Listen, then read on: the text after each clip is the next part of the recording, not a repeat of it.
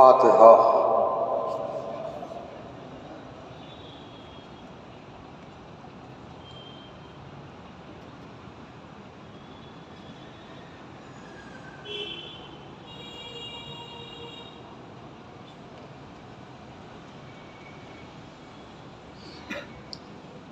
حضرات ایک مرتبہ سورہ حمد اور 3 مرتبہ سورہ توحید کی تلاوت فرما کر بانی مجالس اعضاء اس عشرے کے تعلق سے جناب علی محمد صاحب مرحوم اہلیہ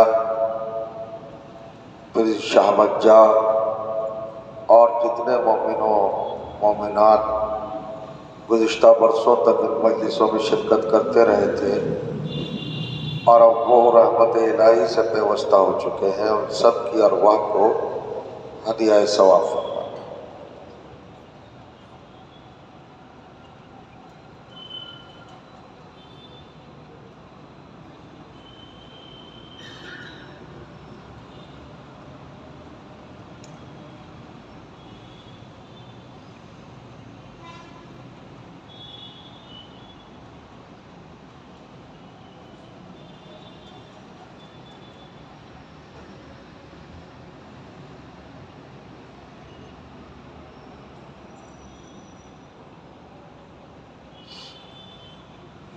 اعوذ باللہ السمیع العلیم من الشیطان اللعین الرجیم،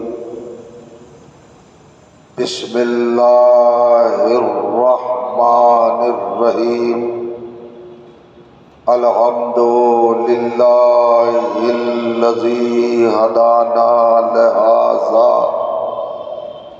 وما كنا لنهتدي لولا أن هدانا الله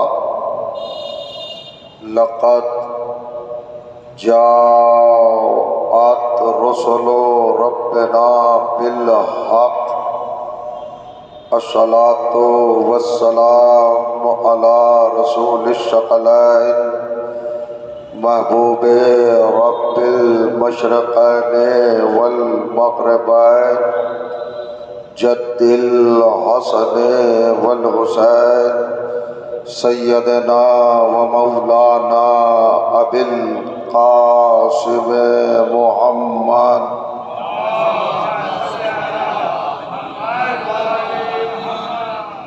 وأہل بیتہ الطیبین الطاہرین المعصومین المظلومین واللعنۃ الدائمۃ علی اعدائہم اجمعین من لیلنا ھذا الی یوم الدین، اما بعد فقد قال سبحانہ وتعالی بسم اللہ الرحمن الرحیم، قد جاءکم من اللہ نور وکتاب مبین یہدی بہ اللہ من اتبع رضوانہ سبل السلام وَيُخْرِجُهُم مِّنَ الظُّلُمَاتِ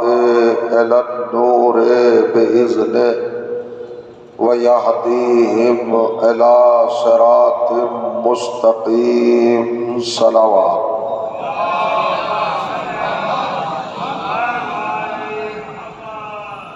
بزرگان عزیز اور برادران ایمان، عزاداران و ماتمداران سرکار سلطان کربلا سید الشہداء علیہ الصلوۃ والسلام، الحمدللہ گزشتہ برسوں کی طرح اس برس بھی آپ کی بابرکت اور مقدس سماعتوں کی بارگاہ میں حاضری کا شرف حاصل ہو رہا ہے۔ ان مجالس کے حوالے سے عنوان کلام کے طور پر قرآن مجید کی جن گرامی ترین آیات کو تلاوت کرنے کی سعادت حاصل کی، یہ معظم آیات کلام الہی کے 5ویں سورہ یعنی سورہ مبارک ہے المائدہ کی 2 مسلسل اور متصل 15ویں اور 16ویں آیات۔ ان آیات کی بنیاد پر جو موضوع، جو سبجیکٹ اور جو عنوان قائم ہوتا ہے وہ ہے قرآن مجید اور تعارف صراط مستقیم، یعنی ان آنے والی تقاریر میں آپ سے جو مخاطبت رہے گی، جو خطاب رہے گا اور جو سلسلہ سخن رہے گا وہ صرف اس بنیاد پر، اس اساس پر اور اس بیس پر ہوگا کہ ہم سمجھنے کی کوشش کریں گے کہ قرآن مجید کیا ہے، اس کی عظمت کیا ہے، اس کا مقام کیا ہے اور اس کی شان اور اس کی رفعت کیا ہے، اور ساتھ ہی ساتھ آیات قرآنی کے سہارے، آیات قرآنی کے وسیلے سے یہ سمجھنے کی کوشش کریں گے کہ صراط مستقیم کیا ہے، صراط مستقیم کی حقیقت کیا ہے، صراط مستقیم کی معنویت اور اس کی حقیقت کیا ہے۔ تو ارشاد ہوتا ہے قد جاءکم من اللہ نور و کتاب مبین۔ کائنات کا خالق، کائنات کا مالک، اس کونین کا رب العزت، پروردگار، پالنہار، پرورش کرنے والا، رحمان و رحیم، لطیف و خبیر معبود وحدہ لا شریک اپنے بندوں سے براہ راست یعنی ڈائریکٹ مخاطب ہے۔ اس کا روح سخن، اس کا تکلم، اس کی گفتگو اور اس کی بات اپنی اشرف مخلوقات برادری سے، انسانیت سے، آدمیت سے، بشریت سے براہ راست ارشاد ہوتا ہے قد جاءکم من اللہ نور و کتاب مبین۔ اے بنی نوع آدم، اے ابو البشر کے بیٹوں، اے صفی اللہ کے فرزندوں، اے ہیومن بینگ، انسانی برادری، ہم نے تمہاری ہدایت کے لیے، تمہاری رہبری کے لیے، تمہاری رہنمائی کے لیے، تمہاری پیشوائی کے لیے اور تمہارے انتظام نجات کے لیے اپنی بارگاہ سے، اپنے دربار سے، اپنی سرکار سے، اپنی جناب سے، اپنی طرف سے 2 ہادیوں کا انتظام کیا ہے، 2 رہبروں کا اہتمام کیا ہے۔ ہم نے 2 پیشوا اور 2 رہنما معین کیے ہیں، مقرر کیے ہیں، سلیکٹ کیے ہیں۔ ان دونوں رہبروں کا نام آیات قرآنی میں کچھ اس طرح بیان کیا گیا کہ قد جاءکم من اللہ نور۔ پہلے رہبر کا نام نور ہے، اس میں گرامی نور ہے۔ ہم نے اپنی طرف سے تمہاری ہدایت کے لیے نور کو بھیجا، ایک خاص نور، ایک مخصوص نور، ایک اہم نور، ایک عظیم ترین نور، یہ ہم نے بھیجا ہے، ہم نے انتظام کیا ہے۔ یہ من اللہ کی لفظ بڑی کلیدی ہے اور بہت اہم ہے اور بہت امپورٹنٹ ہے، بہت ضروری ہے، اس پر توجہ رہنا چاہیے۔ من اللہ کا مطلب ہوتا ہے فرام گاڈ، جانب خدا، از طرف خدا، یعنی اللہ فرما رہا ہے کہ ہم نے بھیجا ہے، ہم نے اپنے گھر سے بھیجا ہے، اپنی طرف سے بھیجا ہے۔ آیت نے پہلے ہی قدم پر، پہلے ہی اسٹیپ پر عالم انسانیت کو اور جہان اسلام کو متنبع کر دیا ہے، وارننگ کر دیا ہے کہ وہ سمجھے کہ ہادی بنانا اللہ کا کام ہے، بندوں کا کام نہیں ہے۔ اللہ کی طرف سے ہوتا ہے ہادی، رہبر، پیشوا، رہنما، یہ بندے نہیں بنائیں گے۔ اس کا اہتمام، اس کا انتظام اور اس کا سلیکشن اللہ فرمائے گا۔ اسی کا یہ رائٹ ہے، اسی کا یہ حق ہے اور اسی نے یہ انتظام فرمایا۔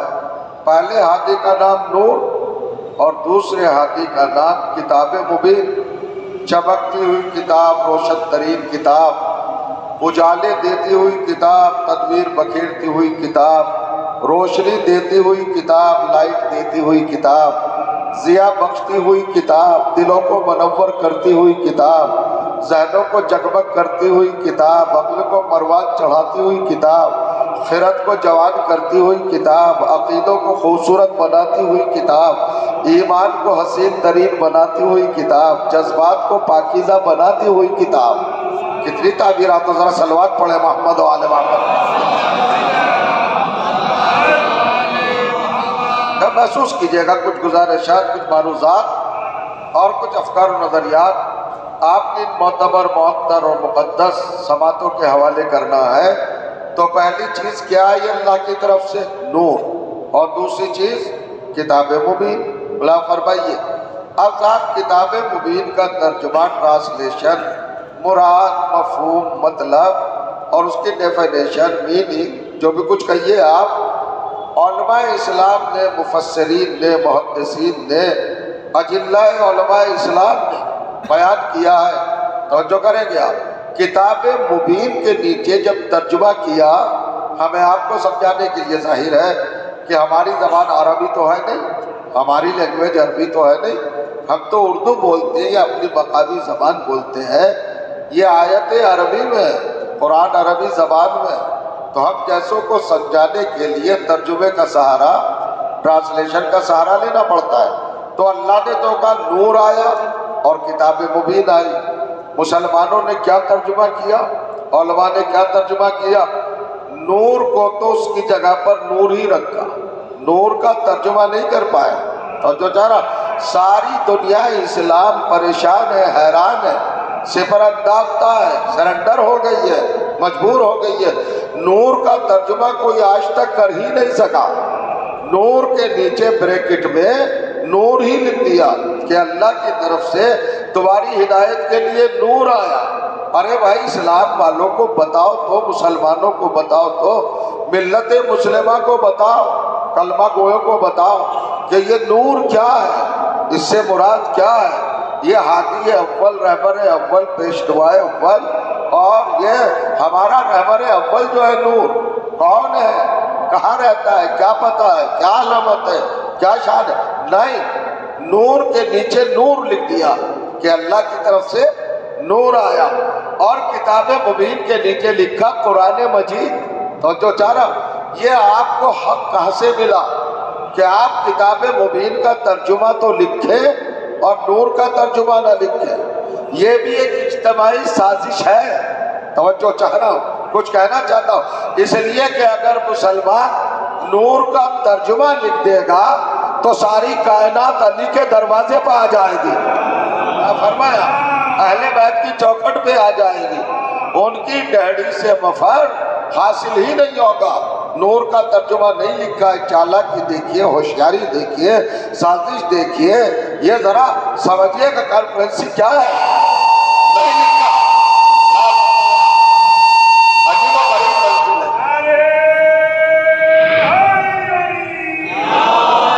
محسوس کیجیے گا۔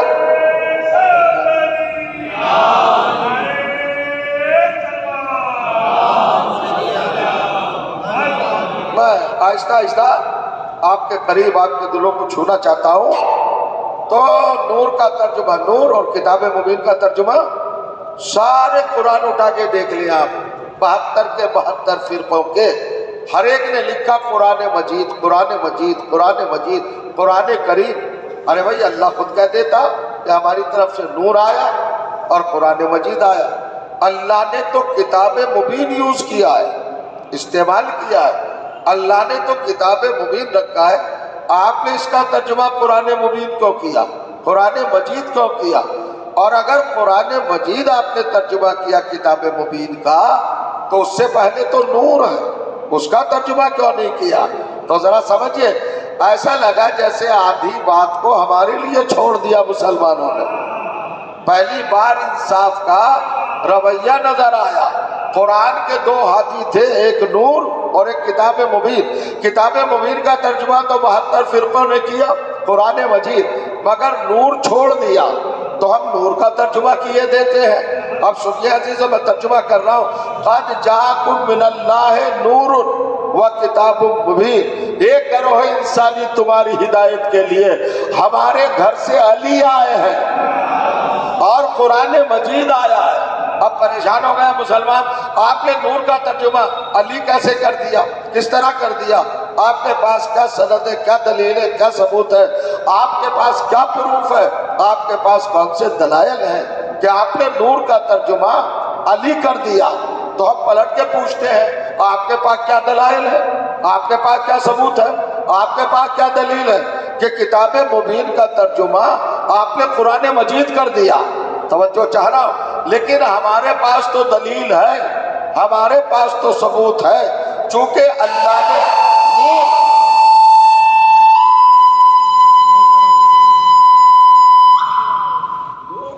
اور کتاب بیان فرمانے سے پہلے کیا کہا ہے؟ من اللہ، اللہ کی طرف سے، اللہ کے گھر سے، اللہ کے دربار سے، اللہ کی سرکار سے، اللہ کی جناب سے۔ تو اب مجھے یہ بتائیے، قرآن میں تلاش کر کے، جستجو کر کے، کیوریسٹی کر کے، تحقیق کر کے اور تلاش کر کے بتائیے، آیات قرآنی پڑھ کے بتائیے، یہ اللہ کا گھر کہاں ہے، کیا ہے، کون سا ہے، اللہ کے گھر کا نام کیا ہے؟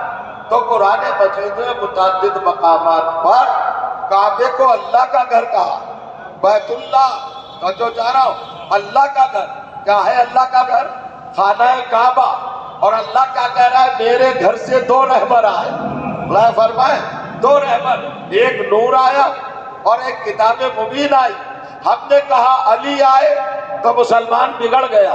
ارے بھائی یہ بتائیے، قرآن کو آتے ہوئے دیکھا، سورے اترتے ہوئے دیکھا، آیتیں اترتے ہوئے دیکھا، نازل ہوتے دیکھا، کوئی لفظ، کوئی حرف، کوئی سینٹنس، کوئی جملہ، کوئی فقرہ، کوئی عبارت، کوئی تحریر، کوئی ریٹن، بتائیے ذرا مجھے آپ، کسی نے آتے دیکھا؟ جبرائیل کو لاتے دیکھا؟ پیغمبر کے سینے پہ آتے دیکھا؟ کسی نے نہیں دیکھا۔ صحابہ نے دیکھا، خلفاء نے دیکھا، کلمہ گویوں نے دیکھا، کس نے دیکھا بھائی؟ مسلمانوں نے دیکھا۔ اللہ کا گھر ہے کعبہ، اور اللہ کہہ رہا ہے میں نے اپنے گھر سے بھیجے ہیں دونوں۔ تو جب اللہ کے گھر سے آئے ہیں، قرآن کو آتے ہوئے دیکھا ہوگا، نہیں آتے ہوئے دیکھا؟ دیکھا کسی نے نہیں، اور پھر بھی مان لیا۔ ہم نے کہا نور کا ترجمہ علی ہے، بھیا علی کو تو کعبے سے آتے دیکھا، دیوار میں دربتے دیکھا، دیوار کو بھرتے دیکھا، محمد کو لاتے دیکھا۔ صلوات پڑھ دے محمد و آل محمد۔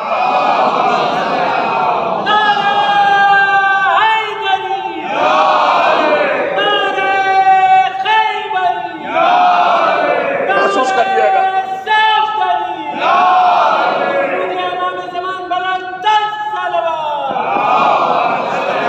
دیکھیے آپ، کیفیت دیکھیے آپ، حالت دیکھیے، سچویشن دیکھیے۔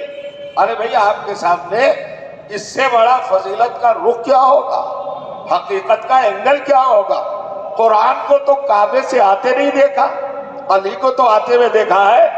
پھر میں پوچھا جا رہا ہوں، نمازیوں سے پوچھئے، اپنی آنکھوں سے آپ نے دیکھا قرآن کو کعبے سے آتے ہوئے، بیت اللہ سے، اللہ کے گھر سے آتے ہوئے دیکھا؟ حاجیوں سے پوچھئے، زکاتیوں سے پوچھئے، تسبیح پڑھنے والوں سے پوچھئے، تحلیل کرنے والوں سے پوچھئے، سجدہ کرنے والوں سے پوچھئے، زکات دینے والوں سے پوچھئے، پوچھئے نا، قرآن پڑھنے والوں سے پوچھئے کہ آپ نے آتے ہوئے دیکھا؟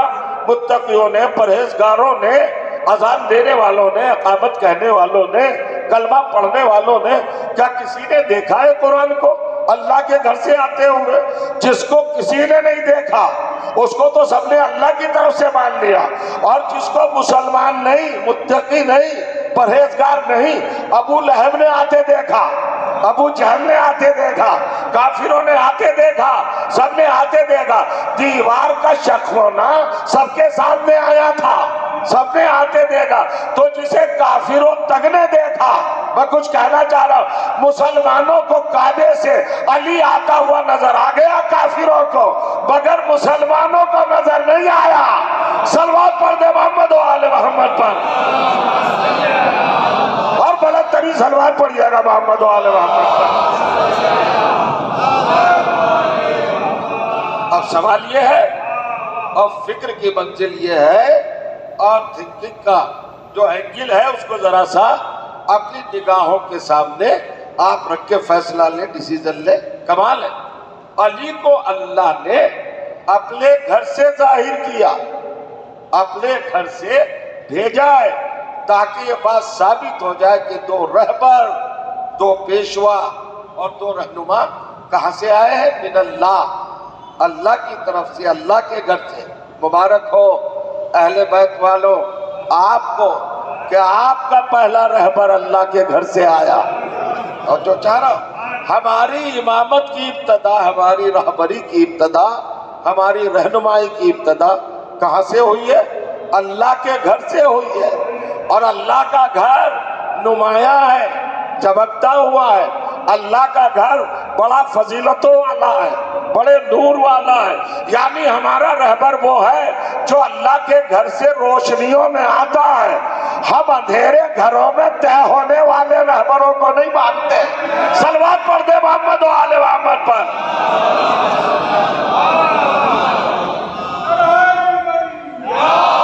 آج کی حد تک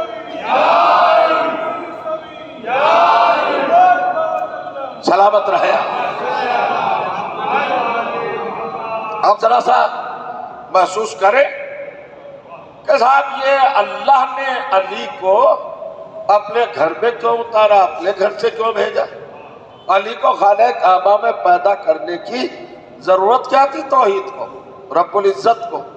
بھائی سارے انبیاء اپنے اپنے گھروں میں پیدا ہوئے، مرسلین اپنے اپنے گھروں میں پیدا ہوئے۔ یہ حضرت علی کو اللہ تعالیٰ نے ایکسٹرا، سب سے الگ، سب سے جداگانہ اور سب سے اہم فضیلت کیوں دی؟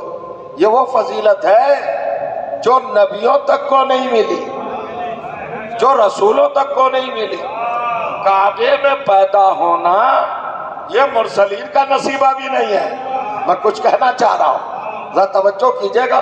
علی ہی ہیں اکیلے جو اللہ کے گھر میں پیدا ہوئے۔ تو کیوں پیدا ہوئے؟ حالانکہ مسلمان پریشان ہے اور بہت زور لگاتا ہے، بڑی روایتیں لاتا ہے، بڑی حدیثیں لاتا ہے اور بڑے تاریخ کے کوٹیشن پیش کرتا ہے۔ علی کعبے میں پیدا نہیں ہوئے، علی کعبے میں پیدا نہیں ہوئے، علی کعبے میں پیدا۔ اتنا زور اور اتنا فورس ہے اس انکار پر۔ عالم اسلام میں پورا پروپیگنڈا ہے، فیک نیوز ہے جو چلائی جاتی ہے۔ علی کعبے میں پیدا نہیں ہوئے، علی کعبے میں پیدا نہیں ہوئے۔ یہ اصل میں احساس کمتری کا رد عمل ہے، ریئیکشن ہے، اور کریے گا۔ اس لیے کہ یہ ایسی روشن حقیقت ہے، ایسی اجاگر تصویر ہے اور ایسی جگمگ کرتی ہوئی فضیلت ہے کہ ہمارے 2 سال کا بچہ بھی جو ابھی بولنا سیکھا ہو، اگر اس سے بھی پوچھو بیٹے تیرا پہلا امام کہاں پیدا ہوا، تو بچہ بلا تکلف کہے گا کعبے میں پیدا ہوا، میرا مولا کعبے میں پیدا ہوا۔ ہماری ملت کا بچہ ہم جس کو مانتے ہیں اس کے لیے جانتا ہے کہ کعبے میں پیدا ہوا، اور ادھر والے بوڑھے نہیں جانتے کہ وہ جنہیں مانتے ہیں وہ کہاں پیدا ہوئے۔ وہ کچھ کہہ گیا، صلوات پڑھے محمد و آل محمد پر۔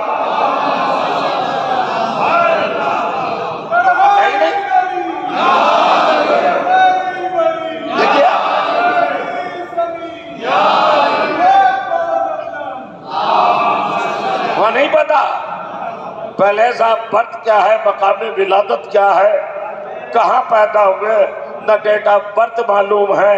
غور کریے گا، کہیں معلوم ہی نہیں، پتہ ہی نہیں کہاں پیدا ہوئے۔ اور یہاں اتنا نورانی سلسلہ، اتنا پختہ عقیدہ، اتنا مضبوط پروگرام کہ بچہ بھی جانتا ہے علی کعبے میں پیدا ہوئے۔ مگر ایک بات بتا دوں اور بہت واضح طور پر یعنی کلیئر کر دوں آپ کی خدمت میں، آپ کی بابرکت جناب میں ایک بات کہنا چاہتا ہوں۔ وہ کیا ہے؟ اصل میں لوگ یہ سوچتے ہیں کہ کعبے میں ولادت سے علی کا قد بڑھ گیا، علی بلند ہو گئے، علی میں کچھ اضافہ ہو گیا، علی کی فضیلتوں میں کثرت ہو گئی۔ ایسا نہیں ہے، علی تو کعبے میں آنے سے پہلے بھی علی تھے۔ میں کچھ کہنا چاہ رہا ہوں، شاید آپ نے پہنچنے کی کوشش نہیں فرمائی۔ ذرا سوچیں، علی کعبے میں آئے 13 رجب 30 عام الفیل کو، جب کعبے کا وجود بھی نہیں تھا تب بھی علی موجود تھے۔ توجہ جا رہا، یہ کائنات نہیں تھی۔ ارے بھائی کعبہ کہاں ہے؟ ہواؤں میں، فضاؤں میں، اسپیس میں، خلا میں، ملا میں، کہاں پر ہے؟ مریخ پر، مارس پر، مون پر، کہاں ہے؟ سن پر، کہاں ہے؟ عرش پر، کہاں ہے کعبہ؟ کعبہ ہے زمین پر۔ تو اگر زمین نہ ہوتی تو کعبہ ہوتا؟ میں پوچھا جا رہا ہوں، زمین کو کہتے ہیں عربی میں تراب، میرا مولا ہے ابو تراب۔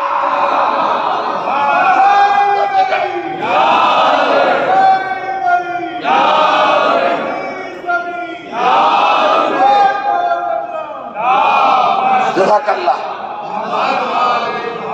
دیکھا لے۔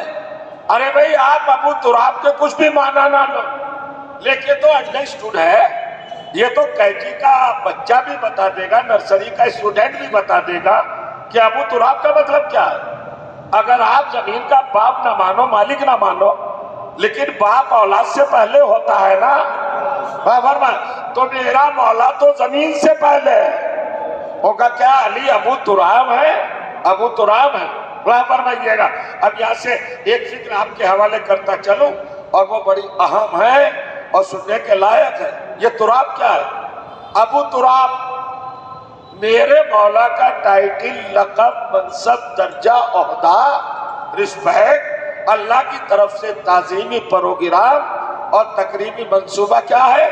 اللہ نے آپ کے اور میرے مولا کو ابو تراب بنایا۔ اور کریے، ابو تراب، ابو کے 75 معنی ہیں۔ زمین کا مالک، زمین کا زبر، زمین پیدا نہ ہوتی اگر یہ نہ ہوتے، مگر یہ تو مانا کہ ابو تراب ہے علی، اور جس کو بھی اللہ نے پیدا کیا تراب سے پیدا کیا۔ فرمائے یہ سب کس کی اولاد ہے؟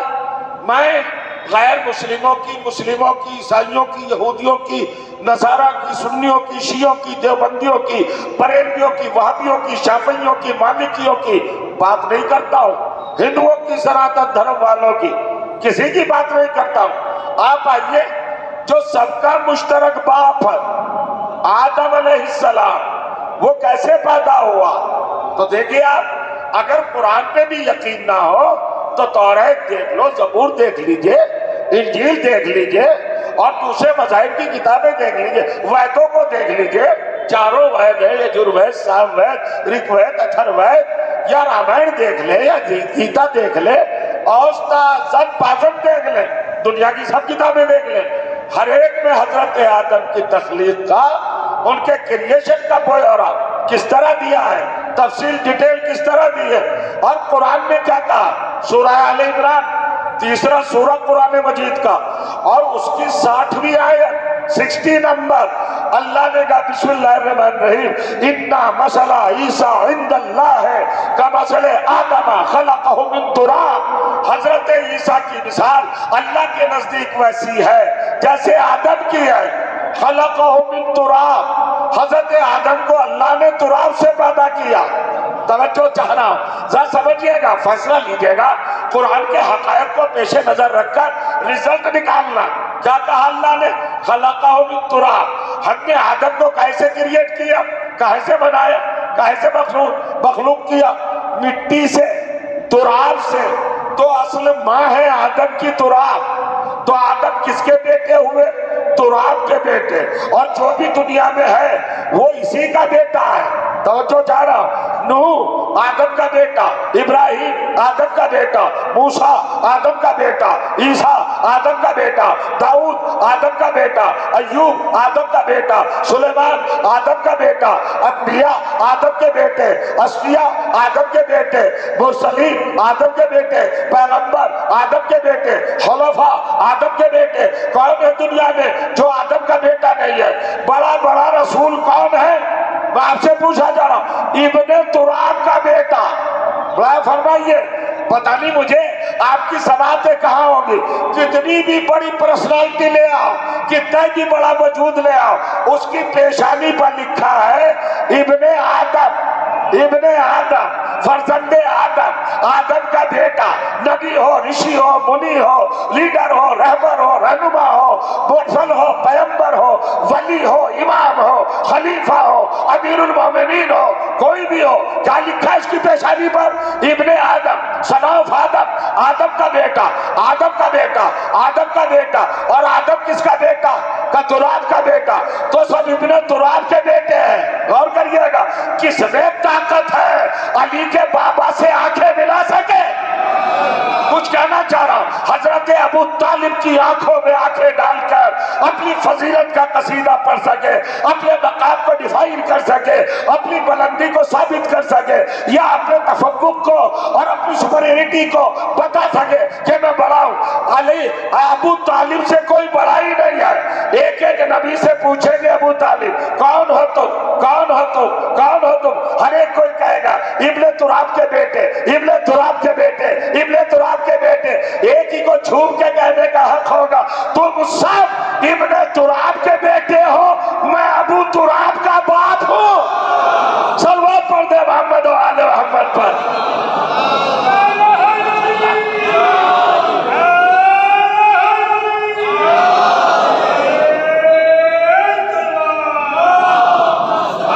دیکھیے گا سب کیا ہے، سب کا ٹوٹل بیک گراؤنڈ کیا ہے؟ ابن تراب کی اولاد، بنی نوع آدم، حضرت آدم کے بیٹے، حضرت آدم علیہ السلام سب کے باپ ہیں۔ خود آدم کیا ہے؟ ابن تراب، اور علی ہے ابو تراب۔ تو یہ تراب کیا ہے؟ یہ تراب کیا چیز ہے؟ ایک آیت سنانا چاہتا ہوں، اچھا سا محسوس کیجئے گا۔ سورہ نبا قرآن مجید کا بڑا اہم ترین سورہ ہے، سورہ نبا۔ یہ 30ویں پارے کا پہلا سورہ ہے، پڑھیے۔ عجیب ہے، اما یتساءلون عن النبأ العظیم، وہی سورہ نبا، نبأ العظیم، بڑی خبر، بہت بڑی، بگیسٹ نیوز اللہ کی طرف سے، ایک بڑی خبر۔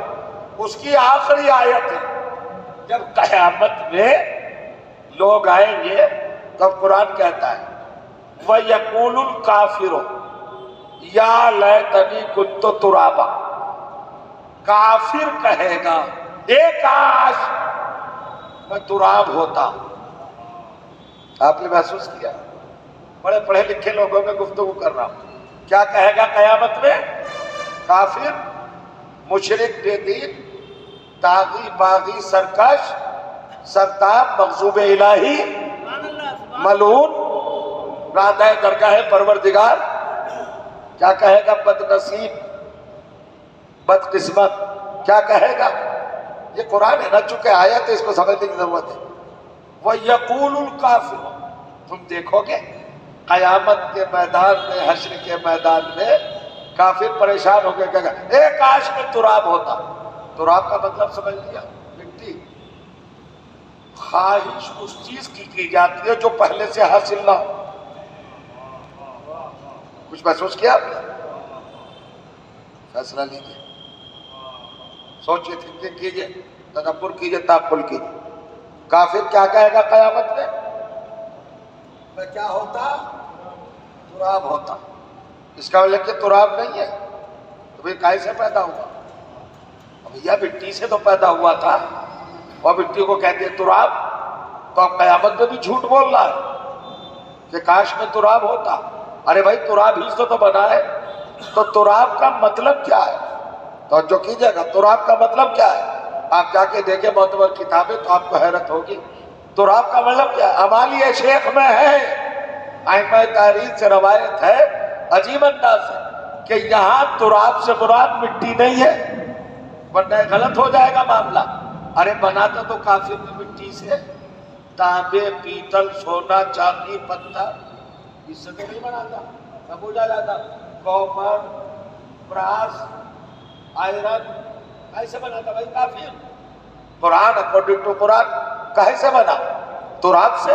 اور پھر کہہ رہا میں تراب ہوتا، اے کاش میں تراب ہوتا۔ اتنا بڑا جو مٹی کا ڈھیر لیے ہوئے اپنے وجود میں آیا ہے تو مٹی تو ہے، تو پھر کیا مطلب اس بات کا کہ تراب ہوتا؟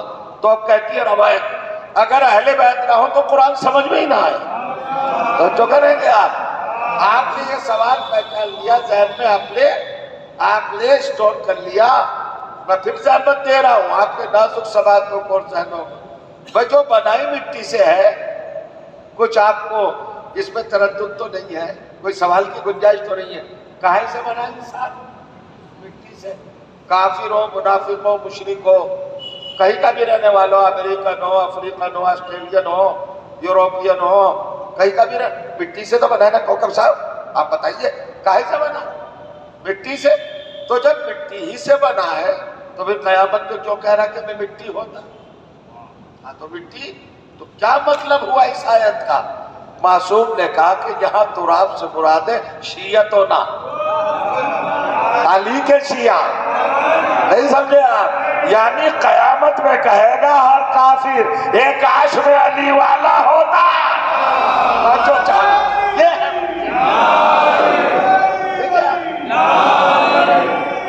کاش.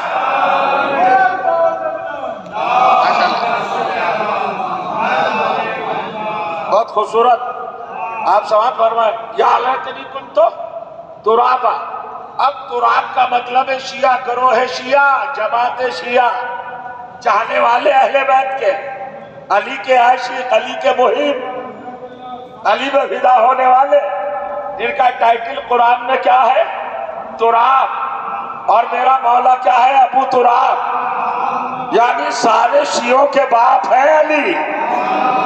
اور کہیے گا اب بھئی ہمارے باپ ہے علی، ہمیں قیامت میں شجرہ مل گیا، تم بتاؤ کس کی اولاد ہو؟ صلوات پڑھ دے محمد و آل محمد پر.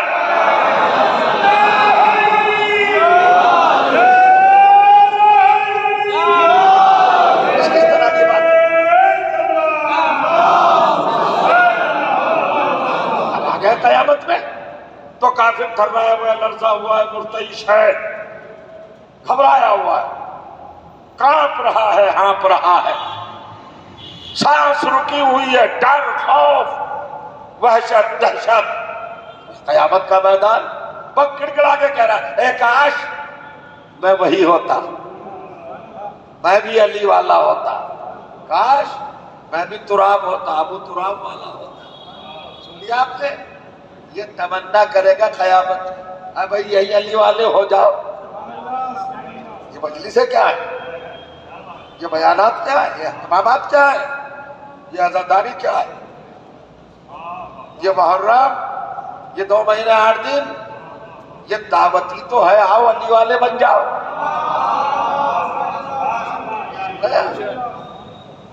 2 مہینے 8 دن تو بہت ہے. میں کہنا چاہتا ہوں کتنے بد نصیب ہیں 2 مہینے 8 دن میں نہیں سمجھ پائے. توجہ جا رہا، یہ تو وہ برکت والا پروگرام ہے، جاگ رہے نا. 2 مہینے 8 دن تو بہت ہے نا، 8-10 دن، 68 ڈیز بہت ہے نا بھائی. 2 مہینے 8 دن دعوت دے رہے ہیں آؤ علی والے بن جاؤ، علی والے بن جاؤ. تمہیں 2 مہینے 8 دن میں سمجھ میں نہیں آیا. یہ تو وہ برکت والا پروگرام ہے جو ایک صبح میں حور کو علیہ السلام بنا دیتا ہے.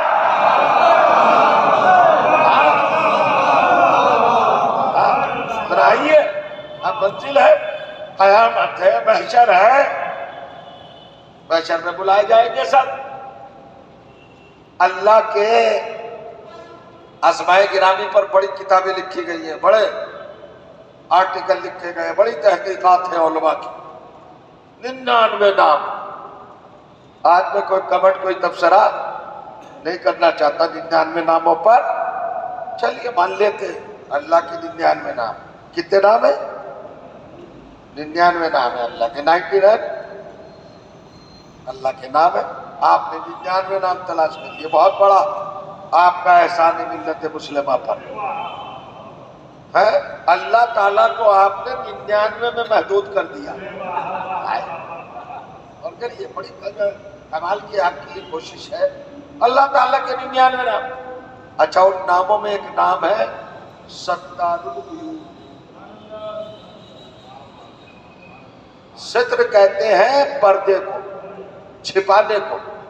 ستر پوشی، چھپانے کو آپ بھی جانتے ہیں، ستر کہتے ہیں چھپانے کو، پردہ، کوئی کپڑا، کوئی بھی ذریعہ چھپا لینا، یہ کہلاتا ہے عربی زبان میں ستر۔ اسی سے بنتا ہے ساتر، چھپانے والا، اور اسی سے بنتا ہے مبالغہ، بہت زیادہ چھپانے والا، ستار، ستار العیوب۔ میرے اللہ کا لقب کیا ہے؟ ستار العیوب۔ اب سنیے بڑے مزے کی بات، ستار العیوب کے ذیل میں محققین نے، مفسرین نے، صاحبان تحقیق نے لکھا کہ آپ سمجھتے ہیں اللہ تعالیٰ ستار العیوب کیوں ہے؟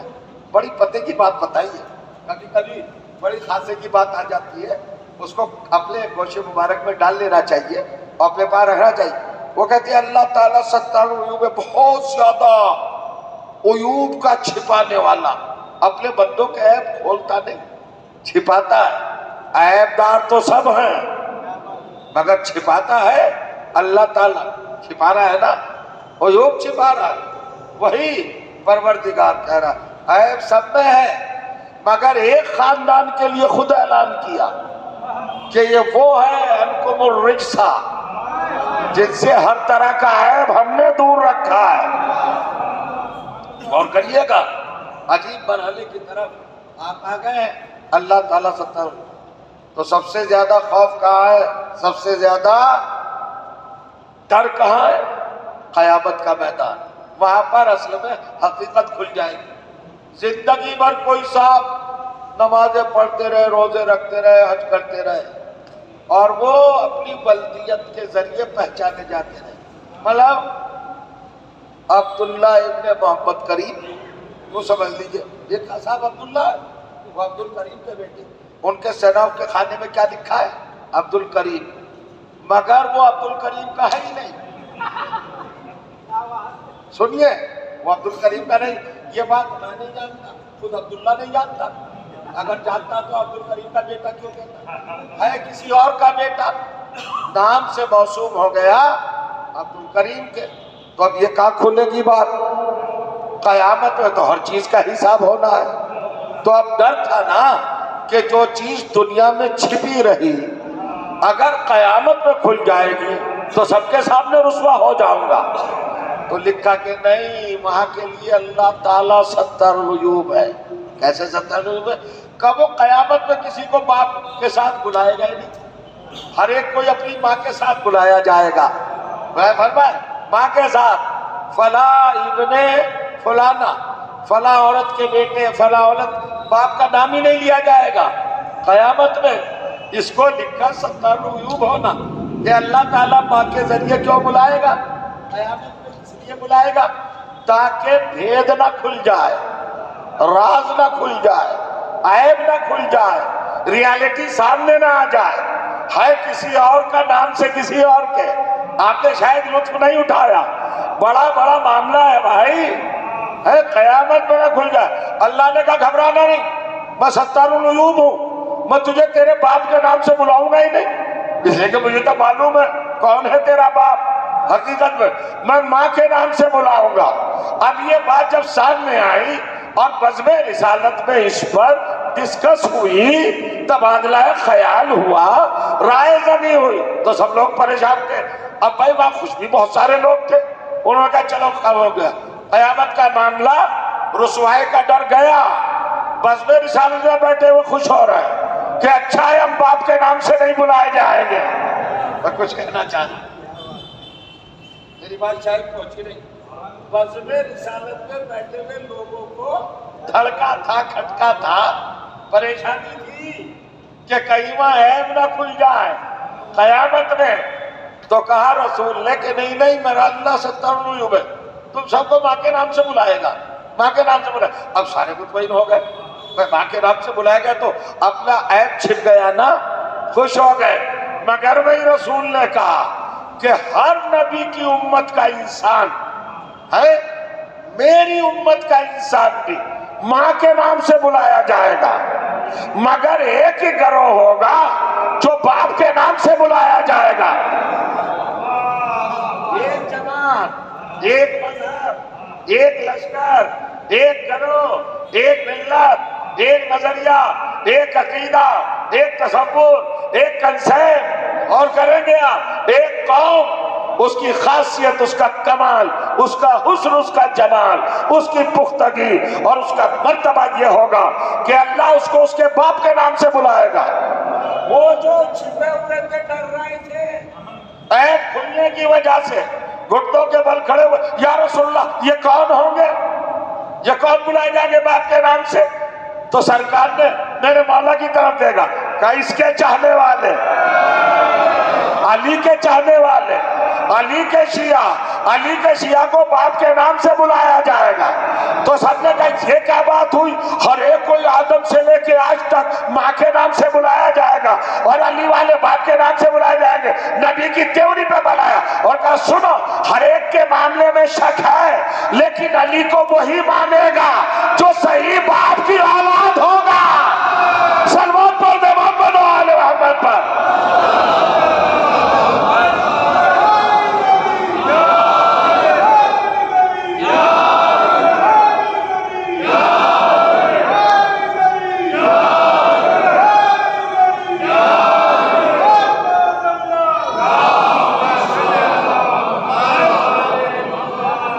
جزاکم اللہ خیرہ۔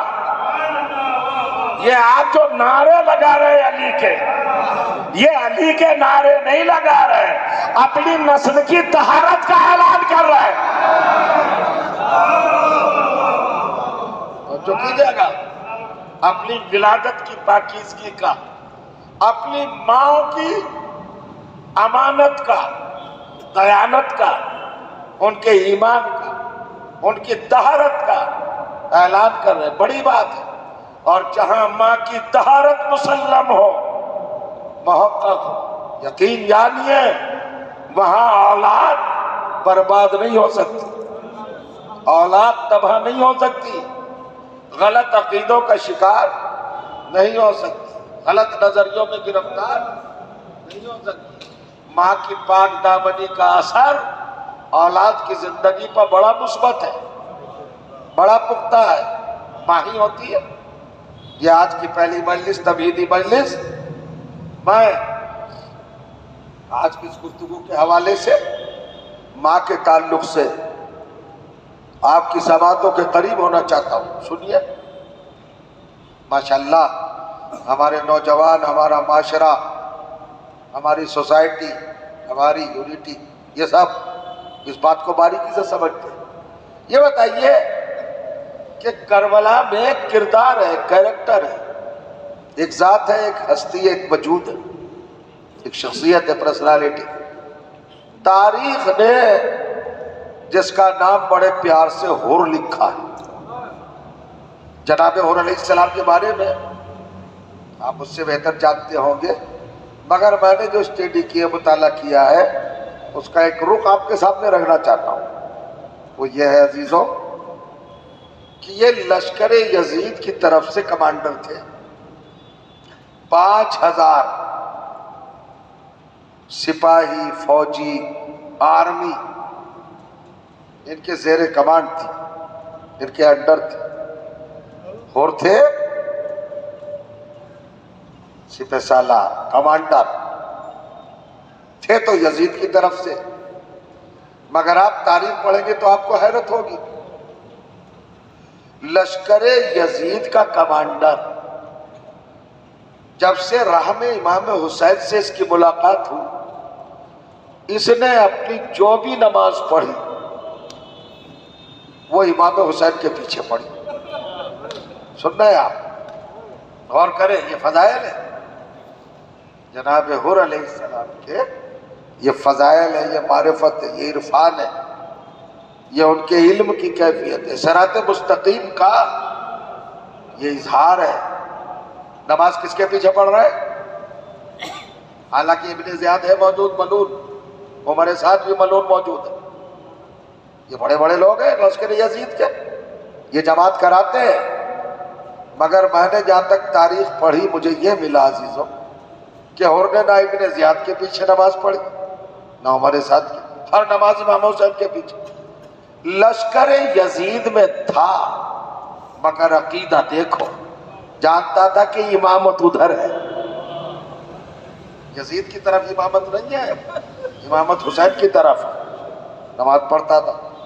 یہ شعور، یہ احساس، یہ جذبہ، یہ فیصلے کی صلاحیت، یہ ڈیسیزن جناب حر میں، یہ پاور کہاں سے آئی؟ آپ مجھے معلوم کر بتائیں کہاں سے آئی؟ یہ طہارت، یہ پاکیزگی، یہ سلیقہ، یہ ادب، یہ تہذیب اور یہ حسن نظر جناب حر میں کہاں سے پیدا ہوا؟ ذرا مجھے بتائیں آپ کہاں سے پیدا ہوا؟ ابھی آپ نے شاید سماعت فرمایا تھا مجھے حقیر کی زبانی، ماں ماں ماں۔ اب وہ سنا دو، جب 2 محرم کو آپ کے اور میرے مولا سید الشہداء مظلوم کربلا غریب نینوا کے گھوڑے کی لگام پر حر نے ہاتھ ڈالا اور کہا کہ سرکار اب آپ ہماری حراست میں ہے، ہماری نگرانی میں، ہماری کسٹڈی میں ہے، آپ اپنے ارادے سے کہیں اور نہیں جا سکیں گے، ہم جہاں لے جائیں گے۔ حسین نے ایک مرتبہ دیکھا بنظر غائب حر کو اور ایک جملہ کہا، سکلت کا اموں کا یا حر، تیری ماں تیرے غم میں بیٹھے۔ یہ جملہ بہت معمولی ہے ہمارے لیے، آپ کے لیے، اہل اردو کے لیے، اس میں کوئی بڑی بات نہیں ہے، مگر عرب والوں سے پوچھو، یہ جملہ تلوار کی ضرب سے زیادہ وزنی ہے۔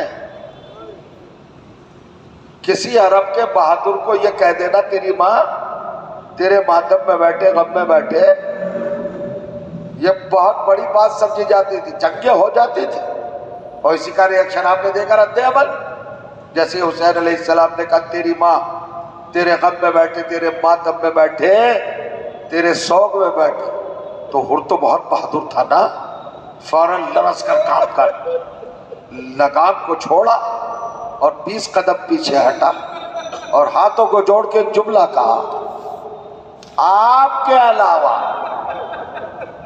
اگر اس بھری ہوئی کائنات میں کوئی اور یہ مجھے لفظ بولتا تو میں اس کو جواب دیتا۔ فرزند زہرا، کائنات میں کوئی ایسا نہیں ہے روئے زمین کے اوپر، آسمان کے نیچے، اس دھرتی کے سینے پر، جو حر کو بددعا دے سکے۔ میں اس کو جواب دیتا، مگر مولا کیا کروں، میں مجبور ہوں، آپ کو جواب نہیں دے سکتا۔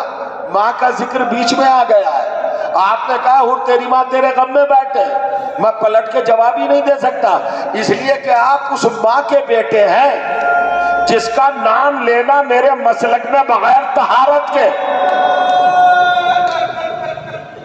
جواز نہیں رکھتا۔ میں نہیں لے سکتا ان بی بی کا نام، ان معظمہ کا نام، ان مخدرہ کا نام، جس مطہرہ صدیقہ کے آپ بیٹے ہیں، میں اپنی زبان پر ان کا نام نہیں لا سکتا۔ یہ ہے وہ معرفت، یہ ہے وہ معرفت۔ جب کسی نے پوچھا کہ یہ کمال حر میں کیسے پیدا ہوا، یہ معرفت، یہ عرفان، تو معصوم نے کہا یہ حر کا ذاتی کمال نہیں ہے، یہ اس کی ماں کی تربیت اور ماں کی طہارت کا اثر ہے۔ حر کی ماں نے کبھی حر کو بغیر طہارت کے دودھ ہی نہیں پلایا۔ ماں جانتی تھی، سمجھتی تھی یہ کربلا کا مجاہد ہوگا، یہ حسین کے لشکر کا سپاہی ہوگا، یہ مظلوم کربلا پر جان دے گا، یہ اہل حرم پر مٹ مٹے گا۔ لہذا شروع سے اس ترتیب کے ساتھ، اس احتیاط کے ساتھ حر کی پرورش کی، یہ ماں کا کمال تھا۔ اللہ فرمائے اب جب حر نے لگام چھوڑا اور یہ جملہ کہہ کر پیچھے ہٹا کہ آپ کی والدہ مقدسہ صلوات اللہ علیہا کا اسم گرامی بغیر طہارت کے ادا کرنا زبان سے میں روا نہیں سمجھتا، تو کہتا ہے اذن بالہاتف، ایک غیب سے آواز آئی، مبشروں کا بالجنہ یا حر، حر تجھے جنت کی بشارت ہو۔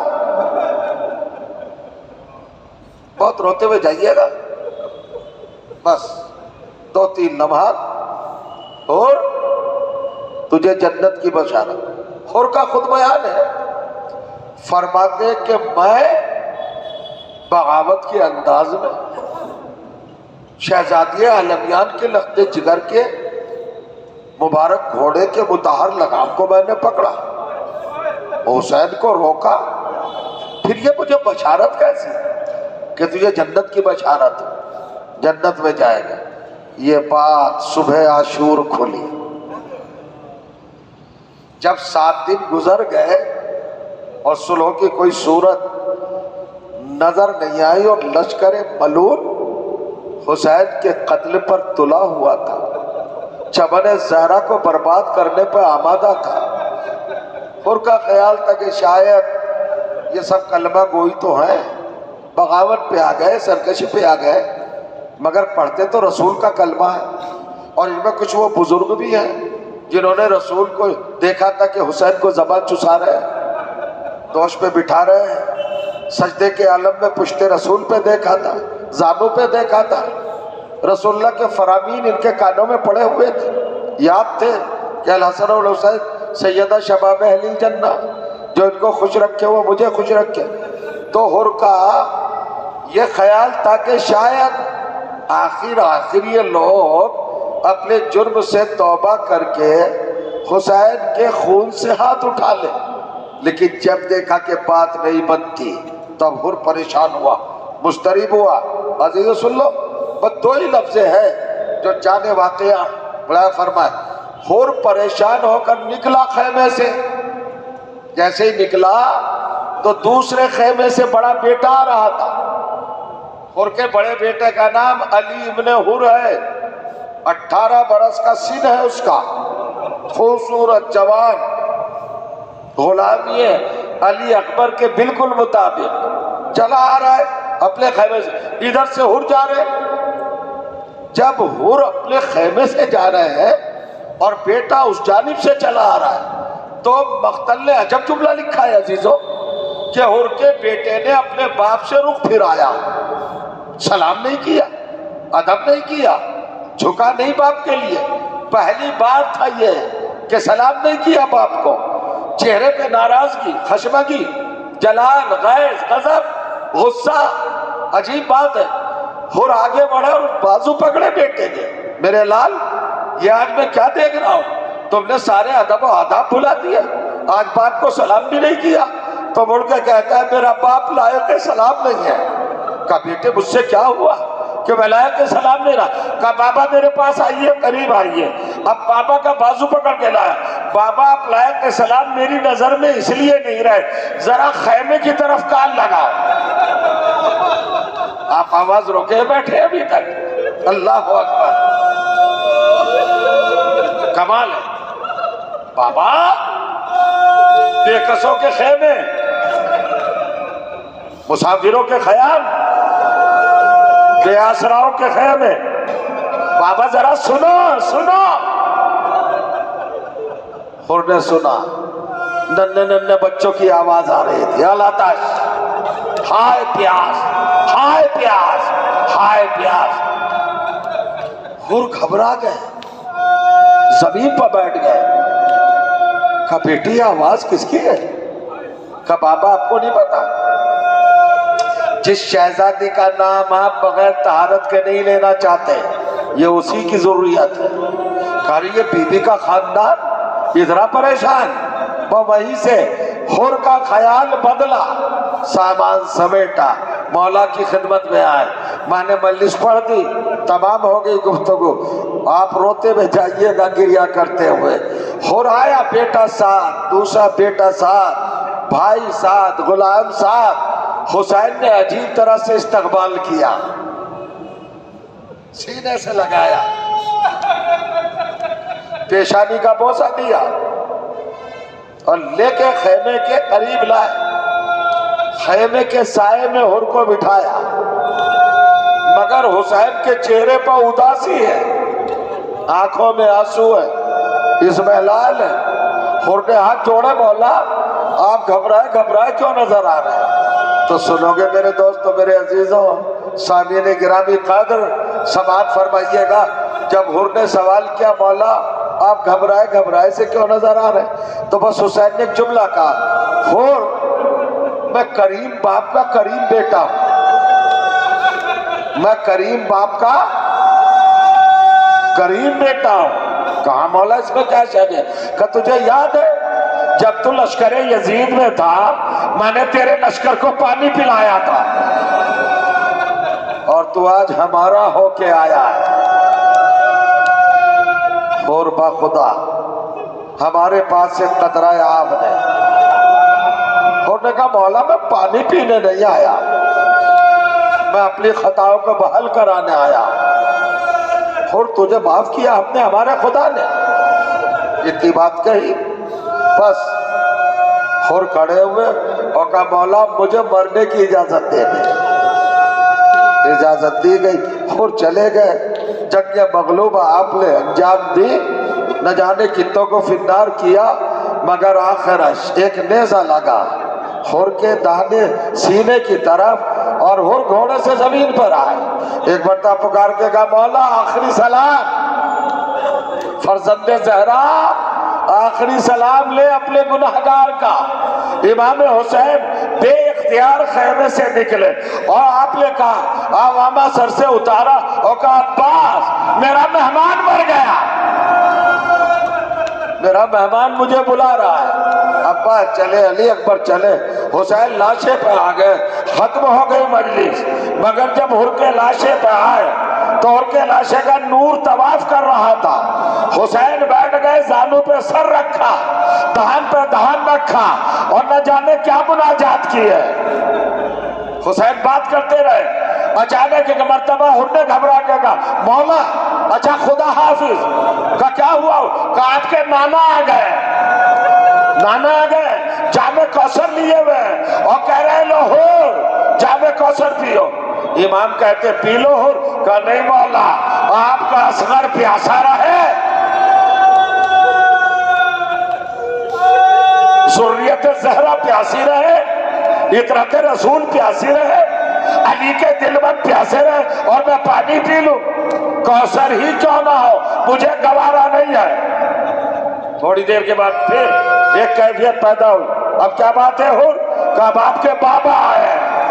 تھوڑی دیر کے بعد پھر یہی تبدیلی، اب کیا ہوا؟ کہ مولا اب آپ کے بھائی حسن سبز کب آئے؟ سن لیا آپ نے؟ آخری جملہ ہے ہور کا۔ ایک مرتبہ ہور نے بے اختیار دونوں ہاتھوں کو اٹھایا اور اپنے کلیجے کو تھاما، چہرہ زرد ہو گیا اور کہا مولا مولا۔ امام نے کہا کیا بات ہے ہور؟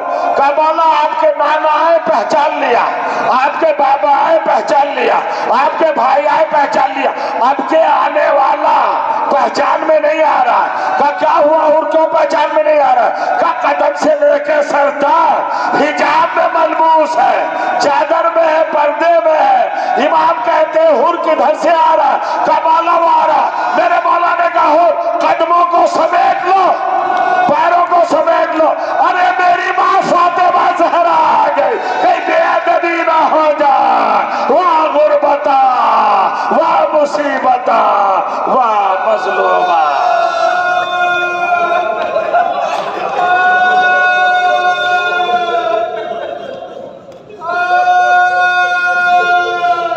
وَسَيَعْلَمُ الَّذِينَ